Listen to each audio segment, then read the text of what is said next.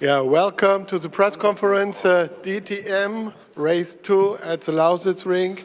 We have our 3 winning drivers here. Winner of this race, reigning champion Thomas Breining, Manthey AMA Porsche. Second place goes to our current championship leader, Kelvin van der Linde, Abt Audi. And podium is complete with Ricardo Feller, scoring P3 also for Abt Audi. Congrats, you delivered some really great racing today to the many spectators here at Lausitzring. 45,500 spectators came here to Lausitzring over the weekend, which is really a nice crowd. So starting with you, Thomas, congrats, back on top after P3 yesterday, P1 today. So there was a really exciting race. How was it for you? Very intense. First of all, in the beginning we were really slow and almost couldn't defend myself. He did a great move, Ricardo, and not much else to say about that. I had to try to stay cool after the safety car because I knew we were very quick in the pits, and I also knew what strategy we were on. So I was definitely aware that there will be a chance to pass him without actually having to make a move. In the end, I ended up having to make a move on both of them, which was exciting, let's call it. But definitely, for me, from a in-car perspective, one of the best DTM races I've been a part of, and obviously that makes me really proud to be on the top step then. So after a few laps, Ricardo made some pressure on you and overtook you in turn 1 and turn 2, and from the outside it looked really on the edge. So how was it for you in the car? Yeah, it was. I mean, I thought I had a really good exit from the last corner, but he was already next to me in the middle of the straight. I managed to brake very late, but in the end he just had a bit more grip at that moment, which is, you know, difficult to judge why, because in the end the car felt quite good, but we were just not very quick in the beginning. Later on, the pace was better, but yeah, we need to investigate why we were lacking after the start. You pitted quite early, so from the top group you were the first driver to pit. Were you kind of surprised to see then Kelvin in front of you after the round of pit stops? Yes and no. I mean, I didn't know he had such good pace because with 20 kilos I thought he would be a bit slower. But in the end, honestly, he's always to be expected somewhere at the front. He's been there for many years. So in the end, I also knew it's not going to be easy to pass him, which it wasn't. But yeah, made it stick, which is what counts. Then after the pit stops, you had a Red Bull Audi in front and a Red Bull Audi in the mirror. How did that feel? It was a stressful situation. First of all, I cannot separate them. For me, they both look the same, so I don't know who's who on track. And in the end, it's always stressful when you're in between sister cars because you know if they want to, if they play it smart, they can work together. Luckily, I managed to get past very quickly. I don't know if they planned to play games or not. Usually, I don't expect that, of course. But in the end, it's always a tricky situation when you're on your own against two friends, let's call it. It's never easy, but luckily got myself out of the situation fairly quickly. You got a warning for moving under braking from race director. So did anything to you, or just continuing to race on? Well, in the end, honestly, I have no idea what it was like, the situation. I don't remember. Also, I didn't obviously see a replay or anything. We need to check, have a look, speak to Sven also about the whole race, you know. But in the end, I guess they know better than me what's worth a warning and what's not. Looking back, probably 10 months ago when we were at Lausitzring last time. So I think last year you had an okay performance here at Lausitzring. This year you had the quickest car, obviously, in dry conditions. So what is the difference these 10 months made? So what made you so quick here compared to the last season? honestly, I think what made us quick was the test last week. We spent a lot of time in driver preparation, making sure we know what to do, how to do one quick quali lap, which obviously worked out very well in the race. I think we saw not more realistic, but a very realistic pace comparison between the cars. I don't think we were dominant. In the end, I think it's pretty equal for everybody. It's just very difficult on this track to extract a complete quali lap without any mistakes. It might not look like it, but it's probably the most technical track on the calendar, in my opinion. And it's extremely difficult to nail the lap. Luckily, we managed to do so today. Also, yesterday's lap was good, obviously. And this, in the end, in DTM, makes a huge difference. If you start from the front row, life is a lot easier than from further behind. Okay, thank you, Thomas. And moving on to P3, Calvin, to P2, sorry, to P2. It's a great weekend for you. A win yesterday, today, a really great performance in dry conditions. So you were quite optimistic earlier in the week when we spoke in the press conference. But I think that really surpassed your highest expectations here, and also to take the championship lead. Yeah, I'm really happy. It's been a long weekend. I think that's why all three of us are a little bit, just empty. You know, it's been, these DTM weekends, they take a lot of energy on and off track, and you're always looking for very small margins to be at the front. Really happy. I think it was one of my best weekends ever in DTM. I can never remember winning a race and finishing P2 on Sunday. So really, really over the moon, especially from where we come from in the last 3 weeks. It's to turn around so dramatically. I never expected. I thought, okay, if we get it right, maybe we're somewhere in the top 5 where we normally know we can be. But to be so consistently at the front, really shocked, to be honest. Also today, the performance, I was really surprised. I mean, in qualifying this morning, 2/10 off pole with no weight in the car. So I thought, okay, it's going to be a very tough day with the 20 kilos. I was really, quite not nervous before the race, but I knew it was going to be a tough day. And then, to be honest, after the first couple of laps, once the tires were up to temperature, we were able to follow. So I think in the end of the day, Tommy did a great job today. Congrats to him and the team. Also great for them to see them back where they deserve to be at the sharp end. So proud of everyone involved for this weekend. So you were in the beginning of the race, you were in P2 and had a good look on all things happening in front of you. Then tell us a little bit how you moved in front after the pit stop. Yeah, to be honest, the race changed so quickly. First of all, we didn't expect to have the pace, so our first reaction was to go lap 1. That was our strategy, to kind of just go early and try and get the benefit of the new tire and try and use that on the heavy car.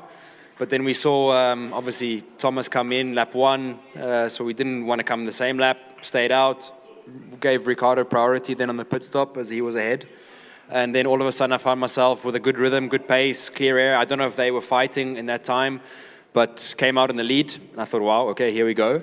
To be honest, for half a lap, I thought, okay, maybe I can hang on, but the car just was not coming up to temperature as quickly as I expected, and Thomas was very good on the cold tire. I think he already had 2 laps on the tire, so it was quite a big tire delta at that point, and just made a small mistake in turn 7, just, cold tire, couldn't really carry the mid-corner speed, and, credit to him, he went for it, and as anyone would, so I think a great job then in the end to secure the win for himself. And from then on, I was just trying to hang on. Obviously, me and Ricky got a bit close, but at the end of the day, I think everything was fine. Yeah, you came a little bit too close with Ricky, so how was that situation? Yeah, I mean, everyone blows it up a bit. I think there's nothing special to it. I think, Tommy said he's not sure if we were playing games today. I think that incident shows we weren't. We were both hungry for a win today. So from that perspective, honestly, I think it's just a tire delta. I'm on cold tires, fighting, leading the championship. At that point, to be honest, I was still focused on Tommy. I thought maybe I could, just do a fake lunge into turn 7 or turn 8, and if he outbraked himself, I could put a bit more pressure.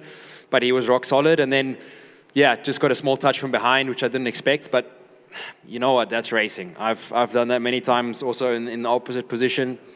I don't think there's any reason to blow it up more than it needs to be. So now 2 weekends are in the back now in DTM, but you are championship leader. So how does it feel? feels so good. Honestly, it's been a while. You know, we've had years where, well, let's say the last 2 years, we've been strong, like always still fighting with the top guys, and you know, and deep in your heart, you know you deserve to be fighting for championships at the end of the year, but just had so much bad luck the last 2 years, and finally, you know, a couple of situations again this weekend, just sometimes the luck going in our direction, you know, with the pit stops, things working out. That's just how it goes sometimes in DTM. It's small differences that make a big difference in terms of results and points at the end of the day. And yeah, all of a sudden you're in the mix. So all I can say is it doesn't mean anything right now. It's round 2 of the championship, round 3 coming up, and it changes so quickly. One race win and you're leading the championship, when we were not even in the top 10 in the championship coming into this weekend. So from that perspective, I'm not really looking at the championship at all, just trying to motivate my crew, because they deserve that. They deserve everything after the last couple of weeks of work. And hopefully that gives them the motivation, first of all, for next weekend's 24-hour race, where we're looking good as well. And then Zandvoort in 2 weeks' time, where we just need to use that motivation to keep everyone motivated, because it's going to be a very long 3 weeks for everyone. You know, also for us drivers, I think for me and Tommy, both doing Le Mans as well on the Zandvoort weekend, it's going to be a crazy 4 weeks. So we need to use the motivation to help us gain some energy, I think. Okay, thank you, Kelvin. Then moving on to Ricardo Feller in P3. So Ricardo, a really great performance at the start of the race. A really great overtake on Thomas. So tell us about that a little bit. Well, like you said, it felt great. Was cool racing, good racing. I enjoyed it, and yeah, good performance until then. Yeah, I think at the end, P3 is not what we are looking for when you are leading the race earlier on. So was there a little bit of pace lacking at the end, or there was also a gap to Kelvin? You had to change positions, so not really satisfying end of the race for you. Yeah, of course. I mean, everyone wants to win, but I think the swap of position, if we knew that 1 or 2 laps earlier before the safety car, it would have been much easier. They told me basically arriving to the yellow flag in turn 7 to swap position now, and then obviously Kelvin couldn't pass me, so it was just after turn 7 where we could have done it, and then the safety car was out. So obviously on the restart we lost a lot of time with that. Would have been a bit different if we could have done it before, but that's it. I mean, Kelvin brought everything to a good point. There were no, there was nothing on purpose. So yeah, we were racing. Everything is super tight, and now it is what it is. It looked you had a little bit more pace in the first part of the race compared to the second part. So was that the case, or was it different? Yeah, I think this is a bit the case. We are switching on the tires quite quickly, also at the start and on the restarts.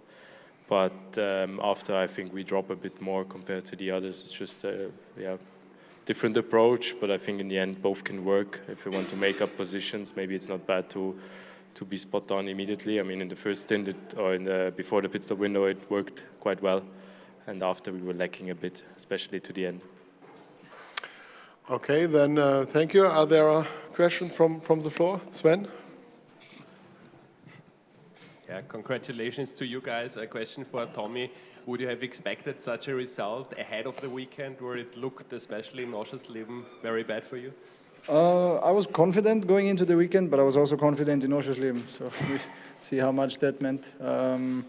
For sure, the self-belief into the whole team was there. Nevertheless, it's such fine margins.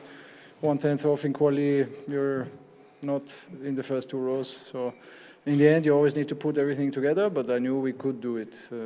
But then to actually, put it on paper is a very different story.